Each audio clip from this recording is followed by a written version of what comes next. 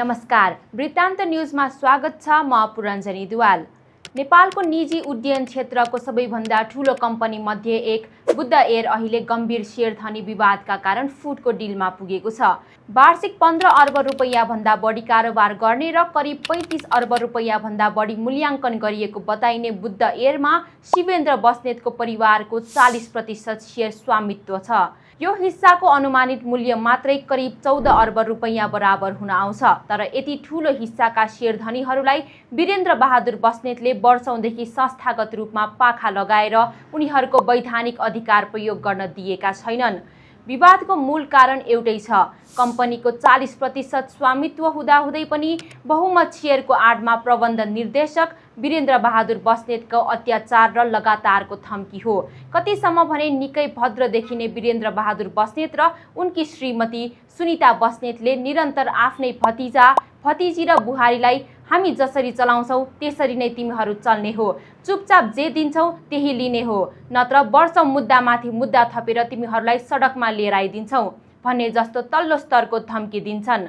उनीहरू भन्छन् वीरेन्द्र बहादुर बस्नेतले 60% शेयरको बलमा कम्पनीमाथि पूर्ण नियन्त्रण कायम गर्दै आएका छन्। उनीहरूको दाबी छ कि कम्पनीको वास्तविक वित्तीय अवस्था, आम्दानी, खर्च, लाभांश वितरण, नयाँ लगानी, जहाज खरिद बिक्री तथा अन्य महत्त्वपूर्ण निर्णयबारे जानकारी दिन समेत व्यवस्थापन इच्छुक छैन। यहाँसम्म कि उनीहरूलाई आफूले दायित्व बोक्नुपर्ने कर्जा बुद्ध एयरले लिँदा पनि कुनै वास्ता नगर्दा आफूलाई अदालत धाउन पर्ने बाध्य पारेको छ। वीरेन्द्र बहादुरको अत्याचारको सीमा यहाँसम्म छ कि 40% आफ्नै लगानी भएको कम्पनीभित्र प्रवेश गर्न शिवानी बस्नेतलाई कठिन बनाएको छ, जसका लागि प्रहरीमा जाहेरीसम्म पनि दिनु परेको उदाहरण छन्। शिवानी बस्नेत पेशागत रूपमा पाइलट तथा एयरलाइन्स व्यवस्थापनबारे अध्ययन गरेकी हुनाले उनलाई वीरेन्द्र बहादुरले चुनौतीको रूपमा लिएका छन्। त्यसैले उनलाई सञ्चालक समितिमा प्रवेश हुन नदिन जालझेल गरी ख वर्गको शेयरधनी मध्येबाट उनीहरूकै बहुमतले रोजेको सदस्य सञ्चालक समितिमा जान पाउने अधिकार समेत खोसेर वीरेन्द्र बहादुरले एयरलाइन्सबारे जानकारी नभएकी उनकी बहिनी दिव्यानीलाई कम्पनी रजिस्ट्रारमा आफ्नो पहुँच र पैसाको बलमा सञ्चालक नियुक्ति गरेका छन्। वीरेन्द्रको बुझाइमा शिवानी बोर्डमा पुगेमा कम्पनी सञ्चालन, वित्तीय व्यवस्थापन तथा निर्णय प्रक्रियाबारे उनले चासो राख्ने भएकाले उनलाई व्यवस्थापन तहबाट टाढा राख्दा आफ्नो वित्तीय अपराधमा सजिलै पर्दा हाल्न सकिने उनको सोच बुझिएको छ। अल्पमत पक्षको दाबी अनुसार यो वीरेन्द्रको लागि कम्पनीको भविष्यको नियन्त्रणको लडाईँ पनि हो। उनीहरूका अनुसार कम्पनीभित्र भावी नेतृत्व आफ्नै परिवारमा सीमित राख्ने सोचका कारण योग्य प्रतिनिधिहरूलाई अवसरबाट वञ्चित गरिएको छ। त्यसैगरी कम्पनीबाट आर्जित लाभांश आम्दानी अन्य निजी व्यवसाय तथा व्यक्तिगत स्वार्थसँग सम्बन्धित क्षेत्रमा प्रयोग गरिएको छ।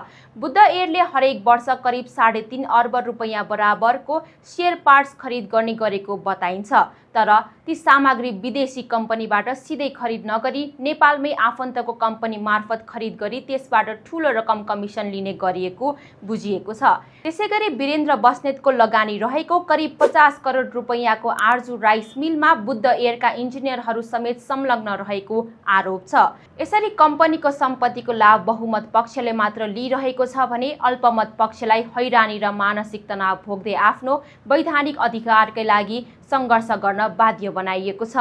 वीरेन्द्र बस्नेतले न्यायिक प्रक्रिया समेत अनावश्यक रूपमा लम्ब्याउन विभिन्न मुद्दा, कानुनी प्रक्रियाहरूको झमेला झिकेर वास्तविक विषयलाई ओझेलमा पार्दै आएका छन्, जसले उनी कम्पनी माथिको नियन्त्रण यथावत राख्ने र आफ्नै भतिजी र बुहारी समेतलाई आर्थिक तथा मानसिक रूपमा थकित बनाउने उद्देश्यमा लागि परेका छन्। बुद्ध एयरको यो विवाद अब केवल एउटा पारिवारिक झगडा रहेन। यो नेपालमा कर्पोरेट सुशासन, पारदर्शिता, अल्पमत शेयरधनीको अधिकार र बहुमत शक्ति बीचको सङ्घर्षको उदाहरणका रूपमा हेरिन थालेको छ। 40% स्वामित्व भएर पनि निर्णय प्रक्रियामा स्थान नपाउने, कम्पनीको वास्तविक अवस्था थाहा नपाउने, आफ्नो लगानीमाथि प्रभाव प्रयोग गर्न नपाउने र आफ्नै कम्पनीमा अधिकारका लागि सङ्घर्ष गर्नुपर्ने अवस्था सृजना भएको आरोप अहिले बुद्ध एयर विवादको सबैभन्दा संवेदनशील पक्ष बनेको छ।